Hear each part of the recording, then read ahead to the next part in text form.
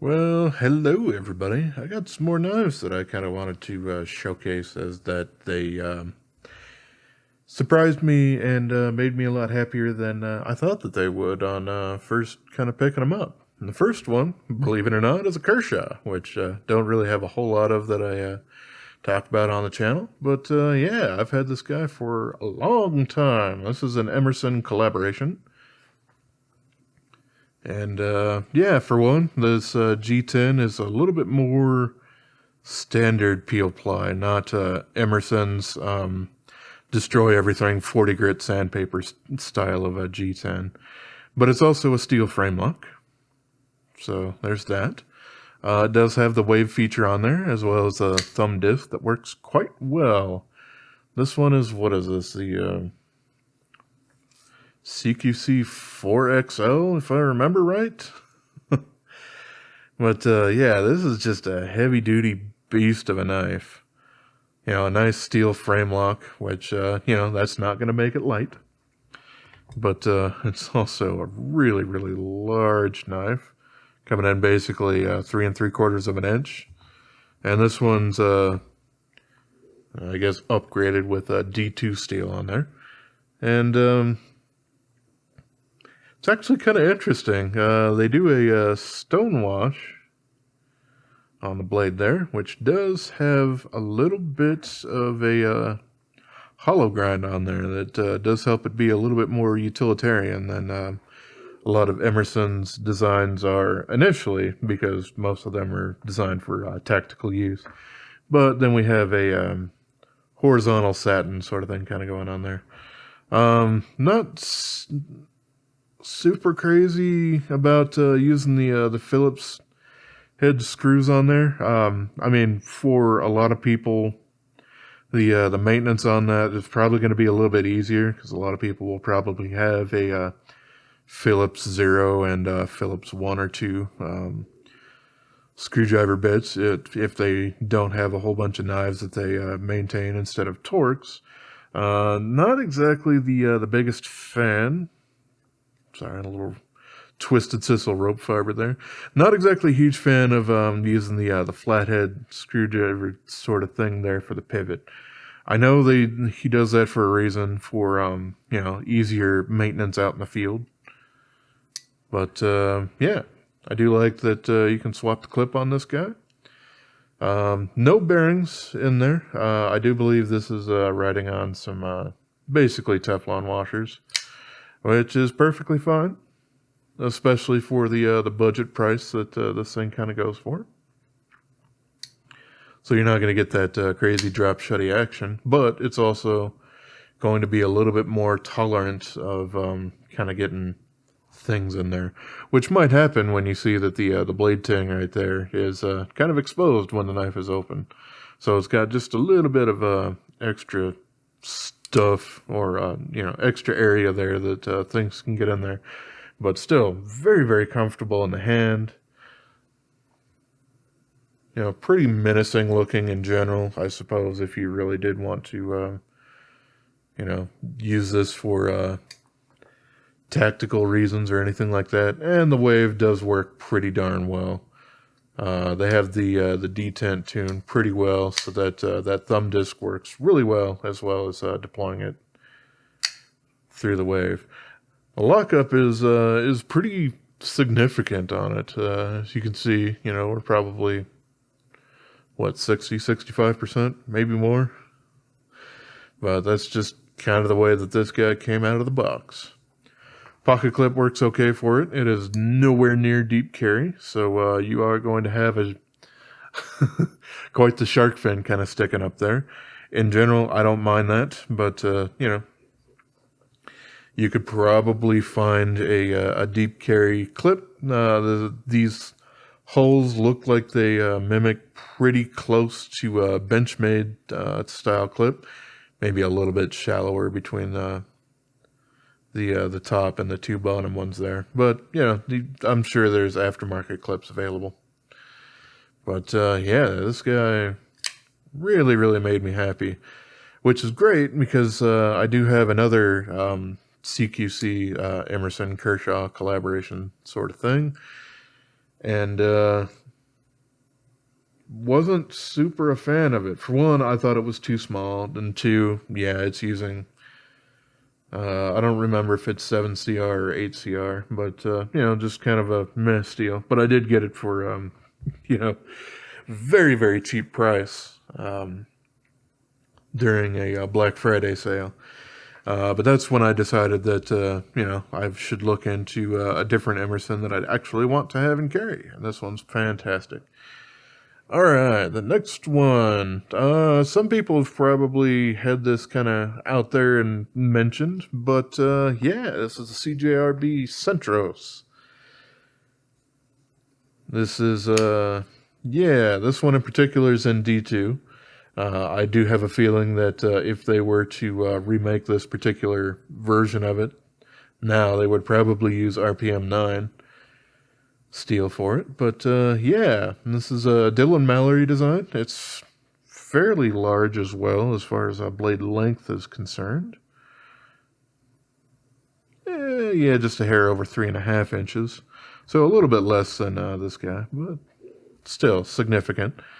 Really nice cutting characteristics, and a little bit thinner than the knife that came out a little while after it that seemed to get a lot of people going, which was the Feldspar. This is the large Feldspar. I don't have the smaller variant of it, but you can see that the Centros here is just a little bit longer. Both of them, in this case, have contoured micarta scales.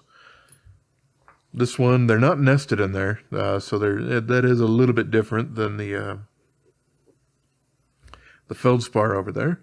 But I still really, really do like those ergonomics and just how everything kind of comes together. Also love that we have some lefty love kind of going on.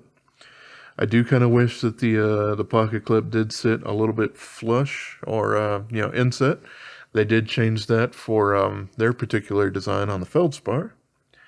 They are fairly similar, however. The Centros is a Dylan Mallory design, and the Feldspar, which is heavily inspired by that, but this is a in-house design, so that's why I'm kind of comparing them a little bit. But I really do appreciate this knife here. I have it in a couple of different types. I also have this in the G10 / carbon fiber laminate kind of thing, and it's a little classier look than this for sure. But this one's probably my favorite because it's also contoured, whereas that one's also kind of flat slab. And just really nice action going on there. Really great placement for the thumb stud to get some really nice deployment sort of stuff going out there.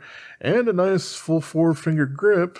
And the deep carry pocket clip doesn't particularly bother my hands, which is a pretty mean feat in and of itself. Now, I can certainly still feel it there.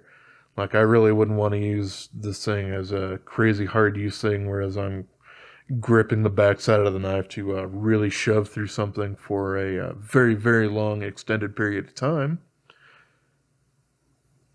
But it's still pretty darn fantastic. I do say that some of you are probably pretty darn familiar with this, as I do think Nick Shabazz has also been kind of talking about this knife's designs and everything like that for quite a while. But did want to kind of showcase that a little bit. Let's see, the next one here, I have a TwoSun. This is a Jelly Jerry design. This is it's a 2 something or other. I'm going to say 218, but I don't remember exactly at the moment. But this is a very, very gentlemanly, classy kind of design here. We got carbon fiber bolsters, but we still have basically a titanium subframe lock, I guess, sort of thing in here. We got a nice, attractive pocket clip that works really nice and well for sliding in and out of the pocket. It is a front flipper, and the front flipping is super fun with it. There is a hole but you really can't get to it like that. Lefties might have a little bit more luck, maybe if they have some kind of smaller fingers than I do. But yeah, the ergonomics on this thing are super nice. Very, very comfortable. And like I said, I do kind of think this is classes it up a little bit. You know, it doesn't have a whole lot of crazy tactical kind of you know, high speed, low drag, as some people would say, kind of design. This is a little bit more of a traditional, oh, that's a nice knife, not a oh my god, weapon kind of thing. But still, that being said, like the Centros and everything like that, it's right around 3.5 inches. This one's just a little under it. But yeah, a whole lot of fun to play with. And I absolutely love that the lock bar relief is on the inside there. That really, really makes me happy. And it does actually surprise me because they have milled out basically both sides because of the bolster there. So they did go above and beyond a little bit. And because of that, they have kind of milled out some pockets on the show side titanium scale as well. Yeah, great ergonomics on it. Has a little bit of kind of grinding and contour there. And just a fantastic knife. And a little bit thinner as well. So, you know, for those of you who like those, kind of seems to be a little bit of a theme kind of going on here. But, yeah. And the last one that I wanted to show here is one that I just recently picked up.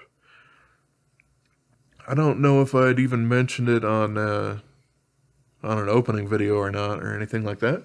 But it's another brother design. And this one has a really funny name. It's the Cowfish. And that conjures up some really strange imagery. But, you know, I mean, as far as a knife goes, this is a lockback. That's just a little over 2.5 inches. 2 2/3, maybe somewhere right around there. But still plenty capable. Pretty darn comfortable. The lockback is, you know, it's not a mid-mounted one like Spyderco. It's much more buck style. So way far in the back there. And yeah, really, really nice action going on this guy. It says VG10. Like I've mentioned in some other videos, I'm a little suspect of a lot of knives being produced now overseas that are claiming to use VG10 as I guess a lot of international suppliers kind of stopped supplying that. So yeah, that's fine. You know, they could either have purchased quite a bit beforehand before they stopped distributing, and they're still using it. Like Spyderco has probably like I don't know. I'm assuming Fort Knox built out of nothing but CPMS 30V because that's what they just are stalwartly using on all of their knives. even a lot of these newer ones, when a lot of the industry has moved on to S35 and even S45 EN. But yeah, I digress on that. Regardless, this seems to have a pretty decent hardness as far as my gauge on how well this thing is actually holding an edge. I do have a little bit of a roll here, as you can see, and that's something I'll end up fixing here sooner or later. And yeah, this did actually take me quite a bit to put a good edge on there once I did go to sharpen it. But yeah, I've put it through a lot of paces. This is model 1503. This apparently has a designer. This is Wonton design. So, you know, anybody who's a fan of the soup or the wrappers or whatnot, that's basically the stuff that's they're kind of like Chinese tortilla kind of things. That's what you can basically have spring rolls made out of, crab rangoon, that's deep fried stuff like that. You know, wonton, good stuff. But anyway, the designer for that apparently has their name on the knife, and that's what they go by. So yeah, I did want to get a little bit more upscale brother knife that was a lockback, or a locking knife in general, rather than just the slip joints there. And glad to see that they are still doing a pretty dang bang up job on their carbon fiber. No voids at all that I'm able to see in there, which is pretty great with the fact that this is also a pin construction. You got a little shield there. It's pretty generic looking.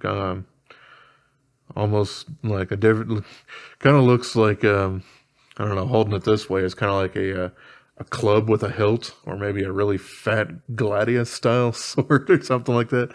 I don't know. But yeah, this thing, unfortunately, isn't the absolute thinnest design behind the edge. I haven't really seen any of the brother knives be super incredibly slicey. They don't use super thick blade stock. This one's a little thicker than most. But yeah, and that probably did have a bit of the part played in me kind of sharpening this to a 17-degree angle. I did also put quite the smirk on it as I sharpened it, but hey, this is a fairly budget knife anyway, so I didn't really care super about that. And I would rather, or much rather, have the actual end of the blade there fully sharpened rather than avoid kind of putting a little smile on there. It's got a sharpening choil, but as you see, really didn't help prevent that or anything like that. But yeah, that's still a pretty darn good knife. Probably one of my favorite brothers that I've taken a look at so far. I still think that that Wardenclyffe slip joint is probably my favorite overall, just because I really do like the aggressive blade shape on that. But this is pretty darn fantastic as well. The lockback does take a little bit of pressure, probably a little bit more than your standard Spyderco could. That's why I almost screwed up there trying to close with my left hand. But yeah, this was another set of knives that had fun talking about. We got the Kershaw CQC4 XL. It's just a fantastic spear style knife for doing a lot of harder use kind of things going on there. If you want something that has just a little bit better edge geometry, but still using that same kind of steel, with a very good, apparently U.S. sourced micarta, or whatever you'd actually want to call this stuff. Yeah, it's kind of strange. Micarta is a name brand like Kleenex, things like that. So there is a particular company that makes micarta, and there's other companies that make the same kind of material, but probably shouldn't be called micarta, but I don't know of a better name for it off the top of my head. Because, calling it fabric infused phenolic resin or whatever, that doesn't roll off the tongue or anything like that. But yeah, apparently the CJRB models here are using a U.S. sourced micarta, and this stuff's pretty darn good. I do like it. We also have the TwoSun right here. Like I said, I think this one was the 219, but I could be wrong on that one. It should be correct in the description and probably the name of the video here. And this is N14C28N, by the way, from Jelly Jerry. And then from Wonton Designs, we got this brother 1503. Yeah, the cowfish, which I still don't quite understand the story behind the name or anything like that. Maybe it has something to do with some folklore from around the world that I'm not particularly familiar with. But I do know that there are some other kind of designs that are a little bit like this, but have a bit more of a bulbous and taller blade that are also called the sunfish. So I don't know if maybe it's kind of in that same kind of family. I'm not sure. Either way, it does conjure up funny images in my head, so that's one reason why I definitely wanted to pick this guy up. So, yeah. Strange reason, but it's a reason nonetheless. Can't really say that this is a rational hobby for most of us, so... So, yeah, that was another set of knives that I kind of felt like kind of talking about and doing a little bit of a showcase on. That, you know, some of them I think I have done a little bit of a review on before, and some of these others I don't think I've gotten to yet. So, there we go. Alrighty, that was fun. As always, I appreciate y'all for watching. Have yourself a wonderful rest of your day, yo. Subscribe, please.